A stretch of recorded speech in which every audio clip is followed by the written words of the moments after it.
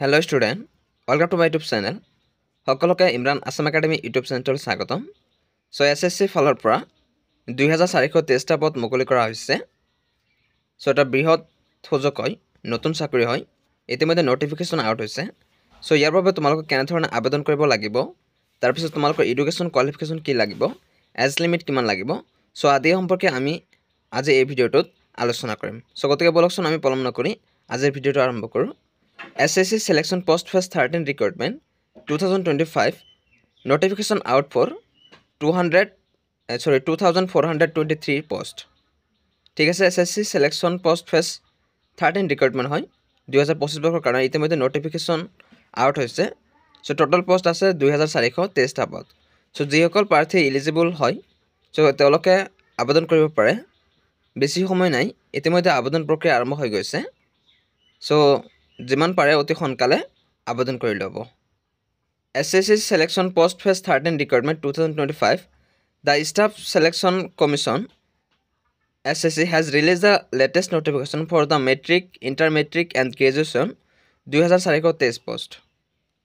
So যিসকল প্ৰাৰ্থীয়ে matric pass কৰিছে, তাৰপিছত হায়াৰ ছেকেণ্ডেৰী পাছ কৰিছে, গ্ৰেজুৱেশ্যন কমপ্লিট কৰিছে, সো সেইসকল প্ৰাৰ্থীয়ে এই 2423টা পদৰ কাৰণে এপ্লাই কৰিব পাৰে। Eligible candidate can apply for the SSC Selection Post Phase 13 Recruitment 2025-26 from the official website ssc.gov.in starting from 2nd June 2025. So 2 তাৰিখৰ পৰা আবেদন প্ৰক্ৰিয়া আৰম্ভ হৈ গৈছে আৰু তোমালোকৰ যেটো অফিচিয়েল ৱেবসাইট দিছে ssc.gov.in এই ৱেবসাইটত গৈ তোমালোকে আবেদন কৰিব লাগিব। আৰু এডুকেশ্যন কোৱালিফিকেশ্যন অকল 10 পাছ 12 পাছ আৰু গ্ৰেজুৱেশ্যন কমপ্লিট হ'লে তোমালোকে আবেদন কৰিব পাৰিবা। ঠিক আছে, সো ইয়াত education qualification matric, higher secondary আৰু গ্ৰেজুৱেশ্যন আৰু টোটাল পোষ্ট আছে 2423টা পদ। SSC Selection Post Phase 13 Recruitment 2025 Overview। এতিয়া আমি অভাৰভিউৰ বিষয়ে আলোচনা কৰিম। ঠিক আছে, organisation name staff selection commission SSC, last date 23 তাৰিখ 6 মাহ 2025। ঠিক আছে, জুনৰ 23 তাৰিখ হৈছে লাষ্ট ডেট আৰু 2 তাৰিখৰ পৰা আবেদন প্ৰক্ৰিয়া আৰম্ভ হৈ গৈছে। লাষ্ট ডেটটো দিয়া হৈছে 23 তাৰিখ 6 মাহ 2025 আৰু টোটাল ভেকেন্সি আছে 2423টা পোষ্ট। পোষ্টৰ লেভেল মেট্ৰিক, ইণ্টাৰমেট্ৰিক, গ্ৰেজুৱেশ্যন। তোমালোকৰ এইটো এডুকেশ্যন কোৱালিফিকেশ্যন দিছে matric pass, higher secondary pass আৰু গ্ৰেজুৱেশ্যন হ'লে তোমালোকে আবেদন কৰিবা। আৰু মোড অফ এপ্লিকেশ্যন অনলাইন যোগে তোমালোকে আবেদন কৰিব লাগিব। জব লোকেশ্যন দিছে অল ইণ্ডিয়া, সকলোৱে আবেদন কৰিব পাৰিব। সকলো ৰাজ্যৰ কেণ্ডিডেটে আবেদন কৰিব পাৰিব, মেল ফিমেল বুলি কোনো কথা নাই, অল ষ্টুডেণ্টে আবেদন কৰিব পাৰিব। আৰু কেটেগৰী হৈছে চেণ্ট্ৰেল গভৰ্ণমেণ্ট জব। ঠিক আছে, SSC Phase 13 Recruitment 2025 vacancy detail. Post level দিছে মেট্ৰিক, ইণ্টাৰমেট্ৰিক, গ্ৰেজুৱেশ্যন। তোমালোকে matric pass, higher secondary pass আৰু গ্ৰেজুৱেশ্যন যিসকলে কৰিছে সেইসকল প্ৰাৰ্থীয়ে আবেদন কৰিব পাৰিব। আৰু নন অফ দ্য পোষ্ট দিছে 2423টা পোষ্ট। ইউআৰ কেণ্ডিডেটৰ কাৰণে আছে 1169টা পোষ্ট, OBC কেণ্ডিডেটৰ কাৰণে আছে 561টা পোষ্ট, ST কেণ্ডিডেটৰ কাৰণে আছে 314টা পোষ্ট, SC কেণ্ডিডেটৰ কাৰণে আছে 148টা পোষ্ট আৰু EWS কেণ্ডিডেটৰ কাৰণে আছে 231টা পোষ্ট। তোমালোকে ইতিমধ্যে গমে পালে যে এই পদকেইটাৰ কাৰণে তোমালোকে 10 পাছ 12 পাছ আৰু গ্ৰেজুৱেশ্যন কমপ্লিট কৰিব লাগিব, নহ'লে নহ'ব। যিসকল প্ৰাৰ্থীয়ে ইতিমধ্যে 10 পাছ কৰিছে, 12 পাছ কৰিছে বা গ্ৰেজুৱেশ্যন কমপ্লিট কৰিছে সেইসকল প্ৰাৰ্থীয়ে আবেদন কৰিব পাৰিব। আৰু এই পদকেইটাৰ কাৰণে তোমালোকৰ বয়স হ'ব লাগিব 18 বছৰৰ পৰা 30 বছৰৰ ভিতৰত। সো 18 বছৰ তলত হ'লেও নহ'ব আৰু 30 বছৰৰ ওপৰত হ'লেও নহ'ব। ঠিক আছে, সো তোমালোকৰ বয়স হ'ব লাগিব 18 পৰা 30 বছৰ, 18 পৰা 30 ইয়াৰ্ছ। এজ ৰিলেকশ্যন দিয়া আছে as per government rules. Schedule tribe STৰ কাৰণে দিয়া আছে 5 বছৰ, তাৰপিছত SCৰ কাৰণে দিয়া আছে 5 বছৰ, OBCৰ কাৰণে আছে 3 বছৰ। ঠিক আছে, এই তোমালোকৰ এইটো এজ ৰিলেকশ্যন দিয়া আছে। তাৰপিছত এডুকেশ্যন কোৱালিফিকেশ্যন তোমালোকে ইতিমধ্যে গমে পালা যে matric class 10 pass in any recognise board in India. তাৰপিছত intermediate level class 12 pass in any recognise board in India. তাৰপিছত graduation level graduation degree in any recognise university in India. ঠিক আছে, so তোমালোকে 10 পাছ 12 পাছ আৰু গ্ৰেজুৱেশ্যন কমপ্লিট হ'লে হ'ব পাৰিব।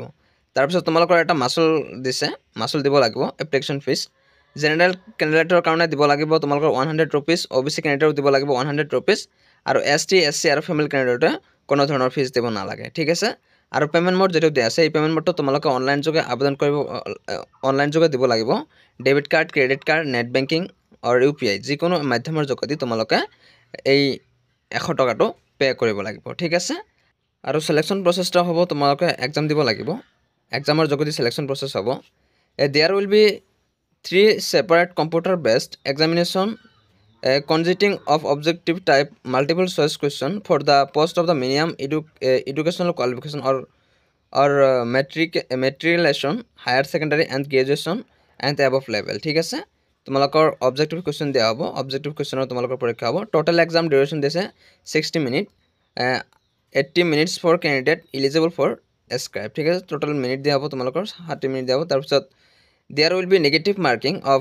0.50 আৰু তোমালোকৰ wrong answer যিবোৰ যদি হয় তাৰ পৰা তোমালোকৰ 0.50 নম্বৰ কাট যাব ঠিক আছে ইয়াত দিছে তোমালোকৰ পৰীক্ষা এক্সামটো হ'ব জেনাৰেল ইন্টেলিজেন্সৰ ওপৰত টোটাল এমসিকিউ থাকিব 25টা আৰু 50 মাৰ্ক থাকিব তাতে সো এনেকৈ তোমালোকে পৰীক্ষা দিব লাগিব পৰীক্ষা দিয়াৰ পিছত তোমালোকৰ সিলেকশন হ'ব ৰিজাল্ট আহিব ৰিজাল্টৰ পিছত তোমালোকৰ সিলেকশন কৰা হ'ব ঠিক আছে আৰু তোমালোকে ইতিমধ্যে গমে পালা যে এসএসসি ফালৰ পৰা 2423টা পদ মুকলি হৈছে আৰু যেহেতু এই পদ কাটাৰ কাৰণে তোমালোকে 10 পাস 12 পাস আৰু গ্ৰেজুৱেচন কমপ্লিট হ'ব লাগিব সো যেসকল প্ৰাৰ্থী ভাবি আছে যে মই এসএসসি চাকৰি কৰিম বুলি ভাবি আছে ষ্টাফ সিলেকশন কমিশনত সো তেওঁলোকে অতি সোনকালে আবেদন কৰিব পাৰে আৰু ইয়াৰ বাবে তোমালোকৰ এটা মাসুল দিব লাগিব সো 100 টকাকৈ মাসুল ধৰিছে আৰু বয়স এজ লিমিট দিয়া আছে তোমালোকৰ 18 ইয়াৰ্ছৰ পৰা 13 ইয়াৰ্ছ লৈকে ঠিক আছে